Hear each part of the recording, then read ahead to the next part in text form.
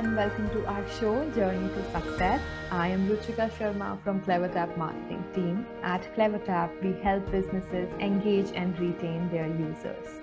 Today on the show, we have with us Roland Ros, who's the co-founder of Kumu. Kumu is a social entertainment platform that amplifies Filipinos' creativity, community, and commerce. Prior to Kumu, Ross built a career as a growth engineer with a track record of generating millions of customers for Fortune 500 and high growth tech companies in the United States. We are speaking with Ross to understand how his journey started at Kumu, how the idea came along, what kind of challenges he faced, how he overcame those challenges, the learnings, his motivation, and a lot more. So let's get started. Hi, Roland. Welcome to the show. Thank you so much for having me. Thanks for taking out time for this. So, Roland, I remember you mentioned that you were born and brought up in LA. Then, how did you fell in love with Philippines and started Kumu? You know, it's crazy. Actually, even though I was born and raised in Los Angeles, I was always super curious about the Philippines. And my mom, she raised me, and I only knew about the Philippines through the Filipino food that she cooked in LA. And when I went to college, I finally had this opportunity to study abroad for a few months in the Philippines. And I just did the exchange program. I went to the Philippines and I fell in love with the country. And I just knew in my heart that I felt more at home in the Philippines than I did back home in Los Angeles. And I knew that someday I would come back to the Philippines. I went to the countryside, I went to the mountains, the beaches, the city.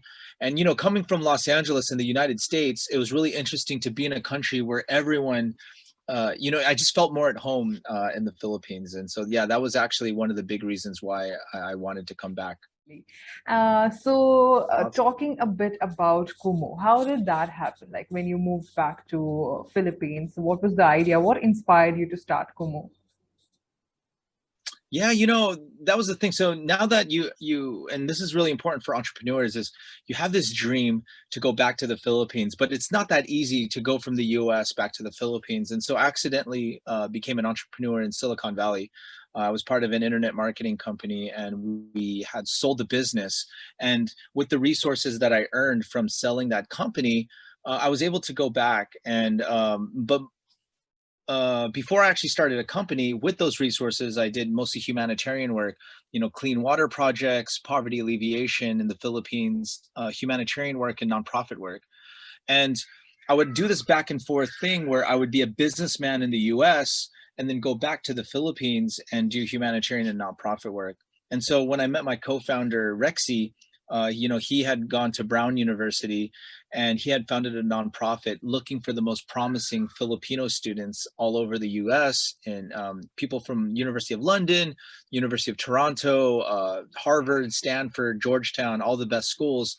And they would engage in these 2-month-long internships in the Philippines. And we would see these life-changing experiences where instead of working for Amazon, they would start an AI company in Manila.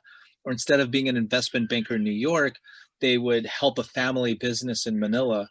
And the Philippine ambassador to the United States was like, Roland, when you're in the US, you're a business person, but when you're in the Philippines, you're only doing nonprofit work. We appreciate your nonprofit work, Roland, but maybe because of all the growth that's happening in Southeast Asia, maybe if you actually started a technology company in the Philippines and all the jobs that you create in the Philippines might have a bigger impact than the nonprofit work that you created. So it was actually that conversation with the Philippine ambassador that inspired myself and Rexy to think about what would starting a company in the Philippines be like. And so, yeah, so that was the initial idea of why we wanted to come to the Philippines to start Kumu. That's incredible. So basically, you wanted to help people, and that was the whole idea behind it. Yeah, no, absolutely. I think, Rexy and I have a long history and a passion because, we have a diaspora of Filipinos all over the world, and they send billions of dollars back home to support, their families. And it's because of that type of experience, we have a dream to build a technology company, to build a community, and how can we leverage these resources of Filipinos all around the world to help the Philippines in a more effective way. And so that was really a lot of the big thesis and inspiration for us to start Kumu. That's really nice and really heartwarming, honestly. So when you started Kumu, I believe it's an incredible journey, of course, and Kumu is doing great. But when you start a business, you have a lot of apprehensions. You have sometimes a mental checklist that these are my non-negotiables. These are something that my business need to have. So what was those most important factors for you when you were building Kumu? Yeah, one of the big things is our first advisor. His name is Dado Benatao, a very famous Filipino American venture capitalist, and he talked about the key areas of what to do before he would fund a company. And a lot of it was, what is the unfair technological advantage? What is your operating plan? How does your team look like? And what is the timing of your idea? And if these four things are good, then he would consider funding that company. And so when we looked at that, we were like, okay, cool. What is the technological advantage? We were thinking, okay, cool. Because the Philippines is very young, because billions of dollars in internet infrastructure has been invested in telco services, and the fact that Chinese manufacturers have really flooded the market with affordable smartphones, that the timing was good. From a team perspective, we traveled all around the U.S. We were looking for Avengers. We went to New York, we went to Washington D.C., we went to San Francisco and Silicon Valley, we went to Los Angeles, we went to San Diego, looking for our heroes to join us in our adventure to leave the U.S. and move to the Philippines to start Kumu. So team, and then the operating plan, really what type of execution that we would do over the first quarter, first year, first few years, so that we could actually get enough traction to attract the type of investment that he was talking about. And so, yeah, so those are a lot of the things that have to be taken into account before starting a business and going all in a startup. I would want to know more about the finding Avengers thing. Like, how did you build that team? Like, what did you look into each person, and how did you figure out if this person is a perfect fit for my core team? Yeah, one of the things my mom always taught me was, never take shortcuts, no shortcuts. And so a lot of the big thing was, yes, they had to have the skills to be able to execute the plan, but if the person was a good person with integrity and had the mental capacity to deal with a lot of challenges, was really something that we took more into consideration than the actual skill set to execute. Because a lot of times you'll look at the skill set or look at the business relationships that they have to be able to get the job done. But what we've learned in the long run is that someone who has good management of their mind and has good core fundamentals, specifically around integrity, those are actually just as important to execute and get things done, because they won't put the company at risk in the long term.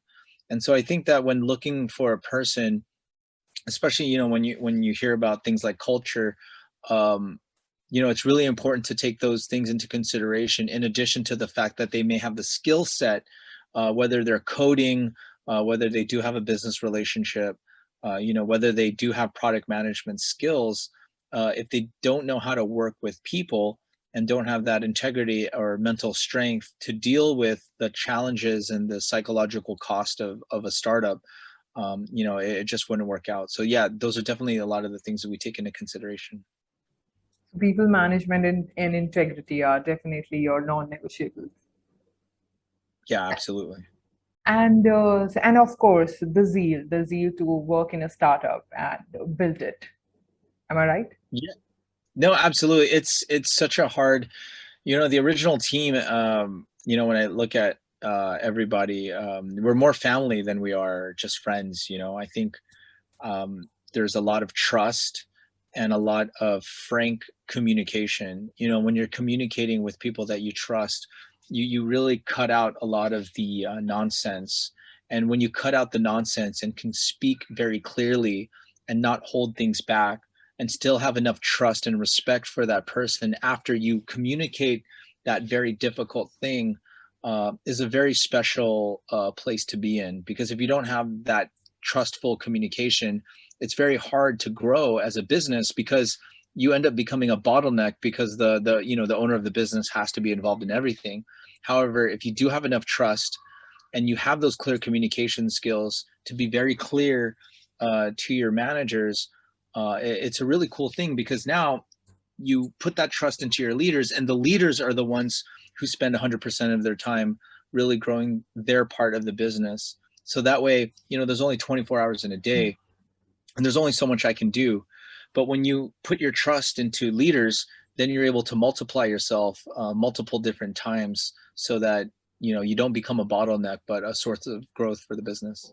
It has been an incredible journey. Kumu is doing great, but there are always certain challenges that every business face. So if I were to ask you about your challenges, maybe top two, because you would have had many, but top two or three challenges that you can share with us that you face along the way, and maybe help us understand how you overcame those, then that'll be great. Absolutely. I think the two biggest challenges really is, um, let me think.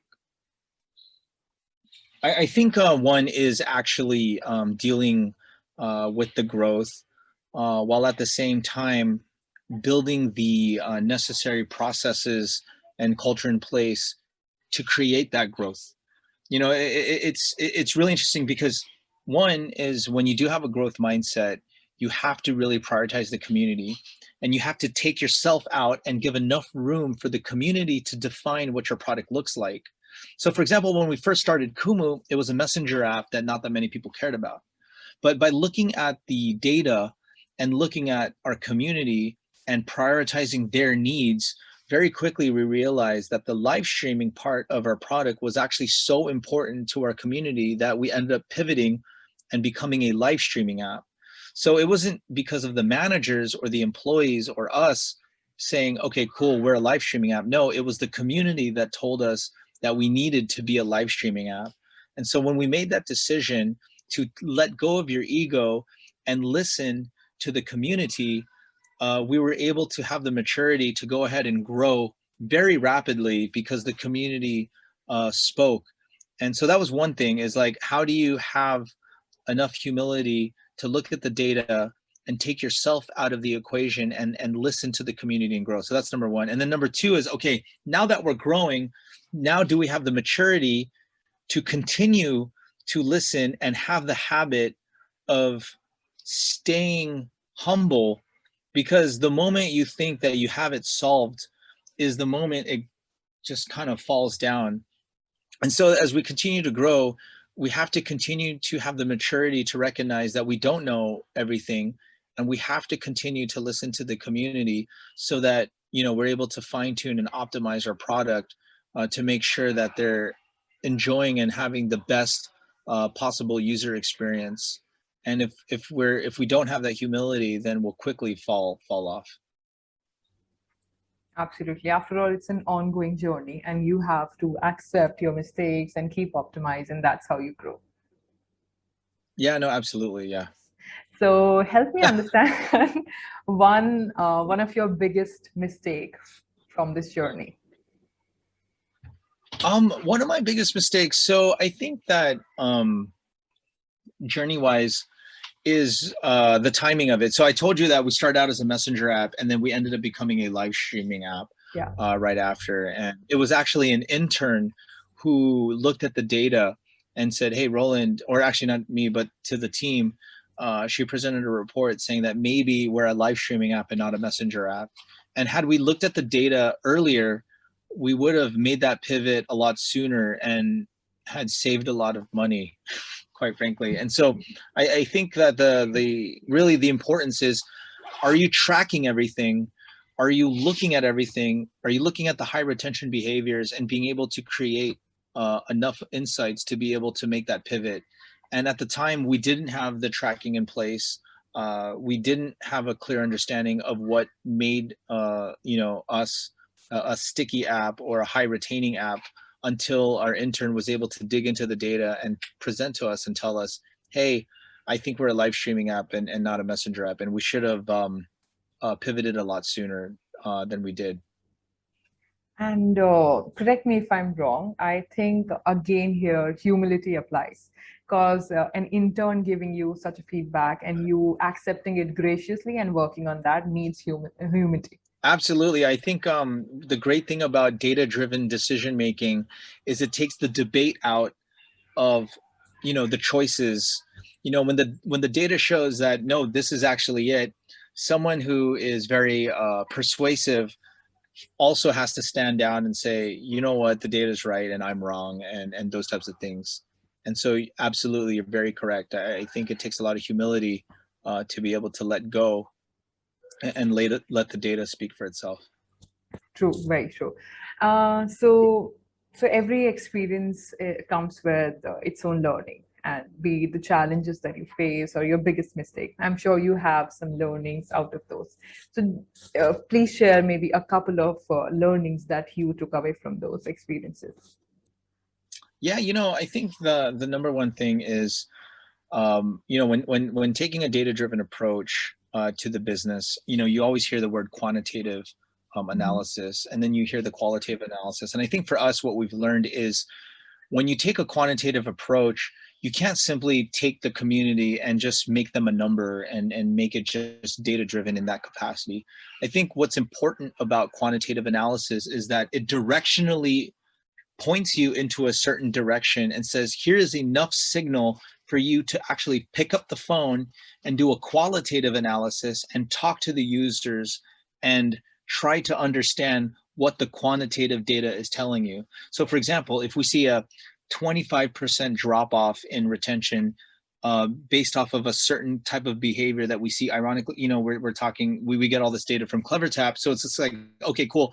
You see this big drop off in data that CleverTap is showing us on a retention perspective. It has to do with, say, we're a live streaming app. There is a 25% drop in live streams on this day for this particular thing.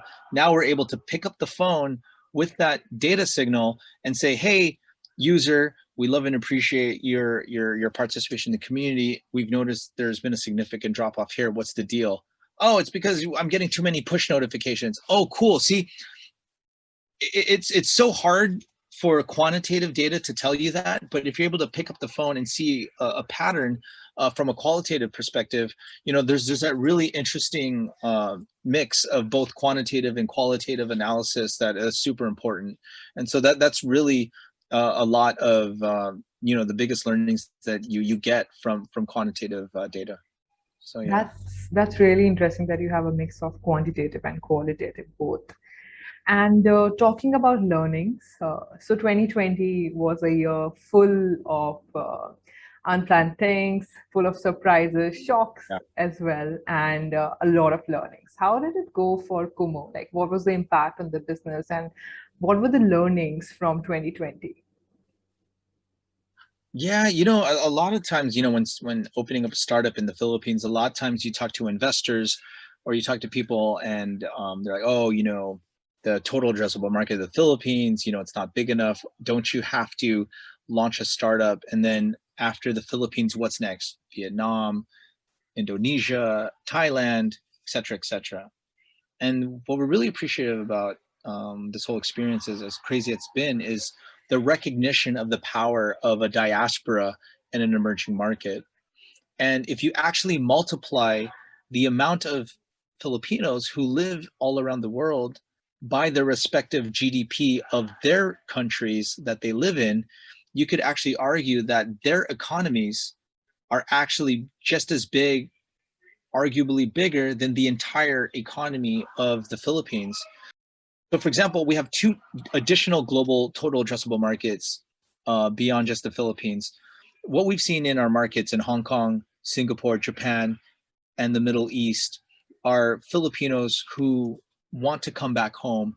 And so they send money back home to their spouse or to their children, as opposed to a different type of global Filipino who are in more Western countries like in Australia, like in the UK, in Canada, and the United States. These Filipinos are not coming back home, but they do send money back to their spouse or to to their siblings. In both cases, if you multiply the 11 million people across markets like the United States or Singapore or in Saudi Arabia, um, that market or that economy is just as big or bigger than the Philippines. And so what we've learned through COVID is that by being able to create and increase wallet share and in-app purchases with our global market of Filipinos, we were able to really drastically increase the total addressable market of our business and really put ourselves in a high growth stage where, we had over 1,000% growth in revenue and over 400% growth in active users because of the insights that we were able to get from this difficult time. Wow, that's great. So the active users increased during the pandemic era. Yeah, definitely. It Uh, was really crazy. I mean, from the grossings, I think I shared with this, but when we shot up the chart from a grossing perspective, I saw with Hootsuite and some of these other things. Yeah, we were the number one highest grossing social app in the Philippines, but beyond that, it was like number 5 in Australia, number 6 in Canada. I mean, top 10 in Middle Eastern markets. Just really unheard of type of stuff for a Filipino founded app. that's incredible. And if I'm not wrong, I remember that you help stream a video from a church because that's when the pandemic had hit and everything got locked up. Something like that. I remember. Can you tell me the whole story if you can recall? Yeah, if you're talking about church streams or Yes. The church yeah, I streams. mean, I found it very yeah, interesting. yeah, one of the most important things about the core values of Kumu are self acceptance, positivity, and safety.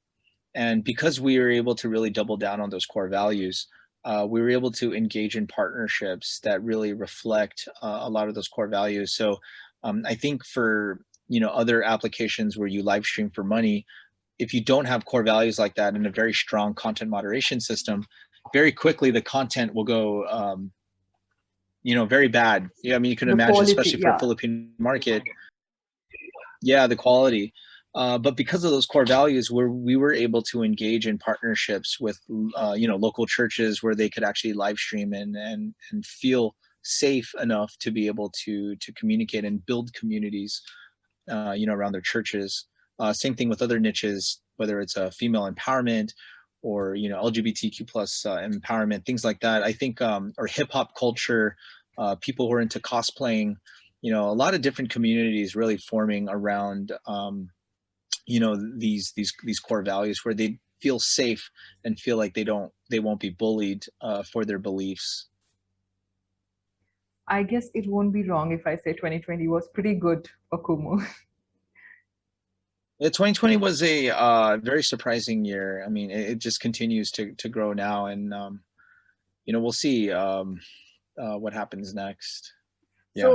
So how exactly, so whatever learnings or whatever trends you noticed in 2020, how exactly are you planning to implement those in your marketing plan, in your overall business plan this year, like 2021? Absolutely. I think we're just scratching the surface with our global Filipino audience, and so we're going to continue to double down and really push for at least 10% of the global population as active users on Kumu.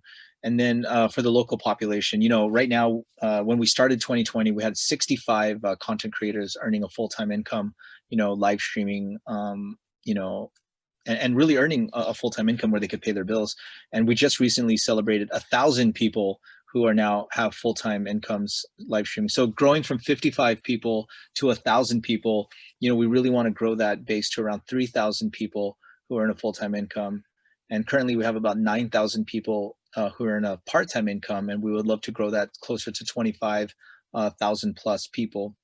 And by being able to focus on content creators and making sure that they're able to earn a full-time income or enough of an income that is life changing, the implication is then they have to command an audience of at least 10 or 20 people who really appreciate them. So at scale, we definitely see a lot of growth around focusing on the content creator. So very similar to the cross-site growth loops you've seen with other platforms like Grab, where on one side, the more Grab drivers who use the app, the more convenient it is for the viewer. But the more viewers who come onto the app, the more demand there are from our Grab drivers. So same thing with the cross-site growth network is really to continue to double down on our creators, because that attracts more viewers. And then the more viewers that we attract, the more need there is for more content creators. So we're just scratching the surface on that, and we definitely see at least a 3x, 4x growth just in that for really strong unit economics. I'm sure you'll achieve that. I'm definitely sure.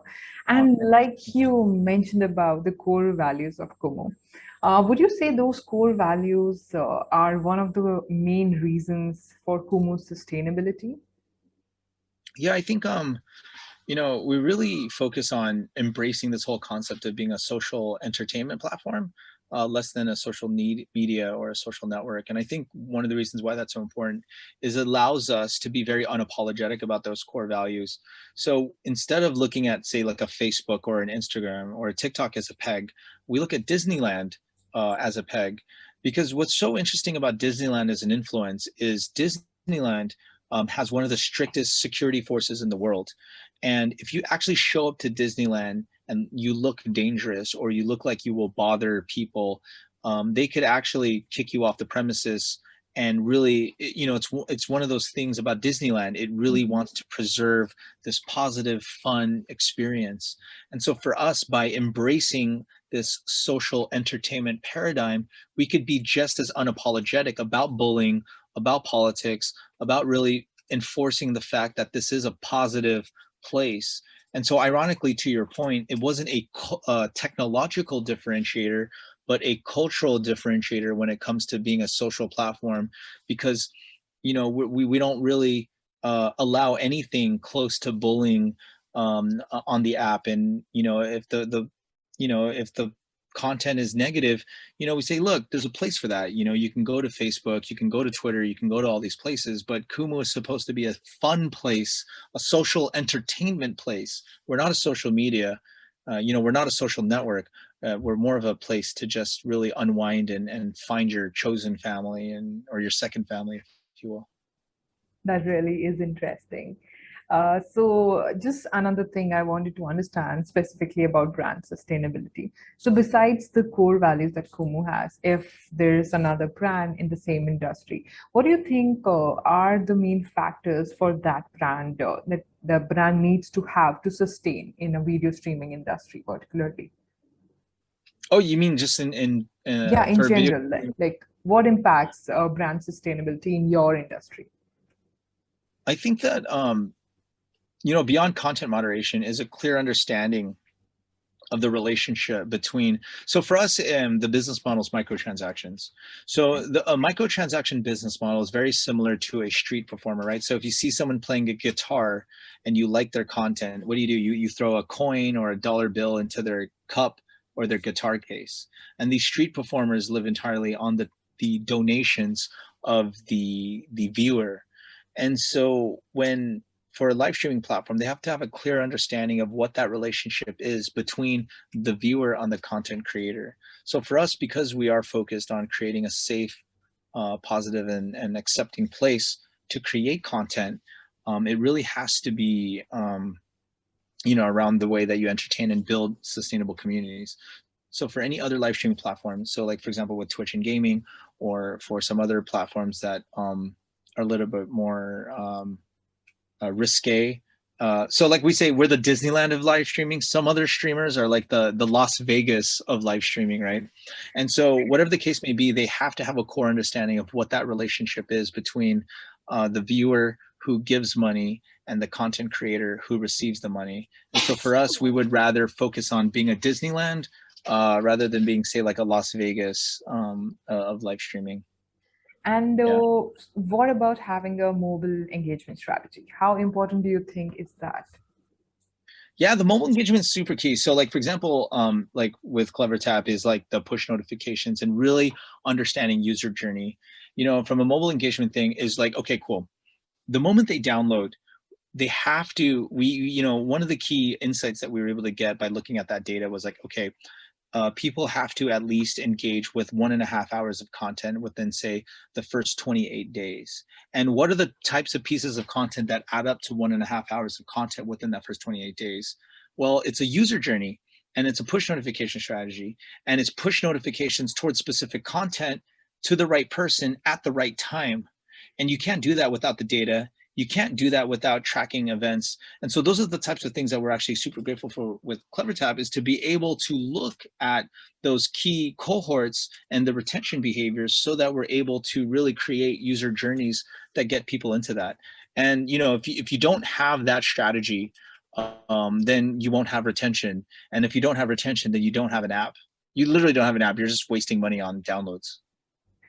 It's really good to know that CleverTap is supporting Kumu in such a good way. Like, I feel proud Yeah, no, that I'm a part of absolutely. CleverTap. Yeah, no, that's super cool. I mean, we love CleverTap. I think, one of the things we're always super grateful for is the ability to track these events so that we could actually create user journeys and experiences and get people into our aha moment. And, if our business is around authentic connections, then CleverTap is helping us scale those authentic connections. And if we have the ability to scale authentic connections, then I think, we solved a very important problem for Gen Zs and millennials who are struggling with boredom and loneliness around the world. How do you still ensure that you feel sane? How do you ensure that you stay motivated, stay inspired? How do you take care of your maybe mental and physical health? Do you have a routine or anything? Yeah, actually, that's the number one thing actually for any entrepreneur, is the ability to manage the space between your ears. I think that if you don't have an intentional strategy to focus on your mental health, very quickly any CEO will just succumb to the mental pressures of running a company. And for myself, a lot of it is what I call a morning ritual. The first thing I do when I wake up is, I have my quiet time. I go into meditation and prayer. And then after I go into meditation and prayer, I start with gratitude, and I'm just so grateful to start the day anew. And then what I do is I have a document. It's a Google Doc actually of my goals. So I read my short-term goals, I read my midterm goals, and I read my long-term goals. And it's broken down by my physical goals, my spiritual, my emotional, and my financial goals, so that I have a daily reminder of exactly why I'm doing what I do. And what's so interesting is, because it's a Google Doc and I've been reading it to myself for the last 10 years, I'm able to see how I've progressed slowly but surely over the years. And so you just recently, I redid my 2021 goals, and it was really cool to see a lot of the little things, like, oh, wow, I didn't realize that I lost 25 pounds, or, oh, wow, I didn't realize that, we're now 200 employees when we were 45, or, wow, I didn't realize, I mean, there's a lot of different things that you see. And it's so crazy because I remember reading the same document. I looked at my Google Doc of that same goal document of where I was 7 years ago. And it was the thing where I said, okay, I want to build a company that has, thousands of employees. A couple years ago, or 3 years ago, it said, someday I will move to the Philippines. Like that, literally, the document said, someday I'll move to the Philippines. And then 3 years before that, it was like, I want to get out of debt. It's so weird. Like, you know what I mean? Like, you could see, like, wow, like at this time of my life, I was trying to get out of the debt. At this time of life, I was trying to save up to actually make the risk of moving to the Philippines. And then, at this stage of my life, building a profitable company that hires hundreds of people and, is impacting millions of people, that it's a crazy process. And if you're not writing down your goals and reading it to yourself and reminding yourself every day, it's really impossible to move forward. It's really inspiring. You can see your entire journey in a Google Doc. Like, Yeah, if you yeah. have to recap, you just have to go back to that Google Doc and you can read everything. Yeah, So, because it's like, I remember, like, just to be completely honest, I remember when there was a point in my life where I lost everything. I was not in good health. I wasn't in shape. I lost a relationship. I lost most of my money. Those types of things. And you know when you actually make that choice, when you're at the very bottom in life, that you take one baby step forward in the right direction, and just little baby steps every single day, after an entire year, you actually moved 365 steps in the right direction, which is a lot farther than where you were at when you were at your bottom, when you felt like you're nothing and you're worthless and you're feeling and you're succumbing to your fears and insecurities and you're in that really dark place. And so that's why I really recommend something about writing down your goals. And what was really, and that wasn't even intentional, the Google Doc, I didn't realize that was an option. It was weird because I found it on accident where I was reading my goals, and then I saw this thing called edit, and then you Yeah. could actually see old versions. So I read an old version of it and I was shocked. I was like, oh my gosh, 5 years ago or where I was just 1 year ago is a lot different than where I was. And so that's why I really, really recommend a daily ritual around, that type of thing. So perfect, like perfect. I don't know if I can ever do that, but it sounds really interesting. And I'm sure whoever's going to watch this interview, at least 50% of them should start doing it. It sounds super, super cool. So Awesome. before I close this, I would want your advice for our audience, for our viewers. Any tips you would want to share or anything? Yeah, no, absolutely. I think, one of the most important things is, the average human lives around 30,000 days on Earth, right? And, there's a limited time that we do. And one of the things that I've always expressed is there were a lot of false ways that I learned where a lot of my happiness comes from, how much money I make, what I've achieved in life, how well I look, how well people like me. Those are like the four main false ways that I've learned that my happiness comes from, right? So I'm going to repeat it again because it's so important. These are the four false ways where I found my happiness, right? How well, how much money you make, how good you look, how well you're liked, and your achievements in life. And I came across this Harvard study, and I've really shifted it to these three key priorities about where true happiness comes from. And one is just a commitment to self growth. And what I love about number one about the commitment to self growth is you're not comparing yourself to anyone. When you're committed to self growth, you're comparing yourself to the best version of yourself. And there's something really empowering about that because you can't get away from comparing yourself to another person. So you might as well compare yourself to the best version of yourself to inspire yourself to be that best version of yourself. So that's number one.